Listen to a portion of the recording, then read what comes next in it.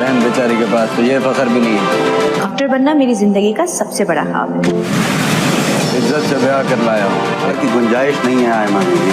चाहे इश्क है रोज, आप साथ देंगे मेरा, लेकिन इस वादे पर कि तुम आइंदा ऐसी हरकत नहीं कर। उस्मान की माँ अपने बेटे के मंसूबे सुनकर बहुत ज़्यादा परेशान तो हो जाएगी, लेकिन फिर भी आयमा को रुखसत करवाते वक्त वो अपने भाई को यही तसल्ली देगी कि वो उन पर एहसान कर रहे हैं, इसीलिए वो उनकी बेटी की आंख में एक आंसू नहीं आने देंगी।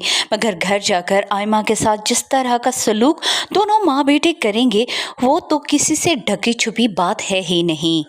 आयमा जब रुखसत होकर उस्मान के घर जाएगी तो उस्मान वहाँ पर आयमा पर बहुत ज़्यादा तशद्दुद करेगा, उसे यही भरों कराएगा कि ऐना को भगाकर उसने अच्छा नहीं किया, और अगर अब भी उसने अपनी ये रविश ना बदली तो वो उससे बहुत बुरे तरीके से पेश आएगा।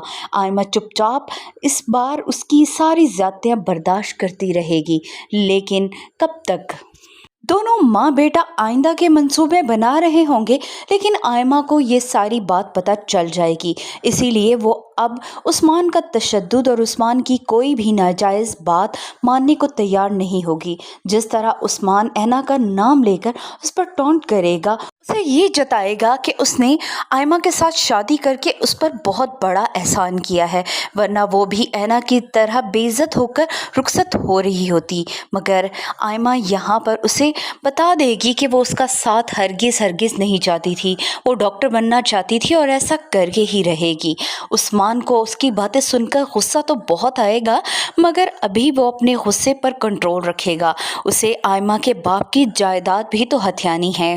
ऐना के एक गलत कदम ने ऐना को तो सिर्फ घर से निकाला, लेकिन हमदान जैसा अच्छा शौहर उसे मिल गया।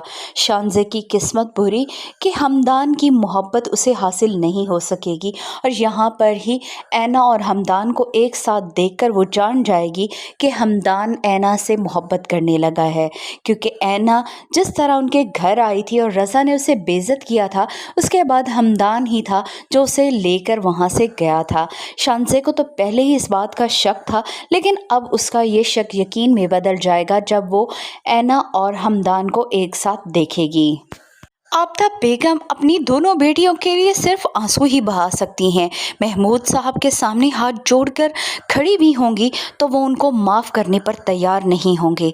अपनी बेटियों के हक़ के लिए तो वो आवाज़ नहीं उठा सकी, लेकिन अपने शौहर के दिल में भी अब वो दोबारा अपनी जगह बनाने में नाकाम रहीं।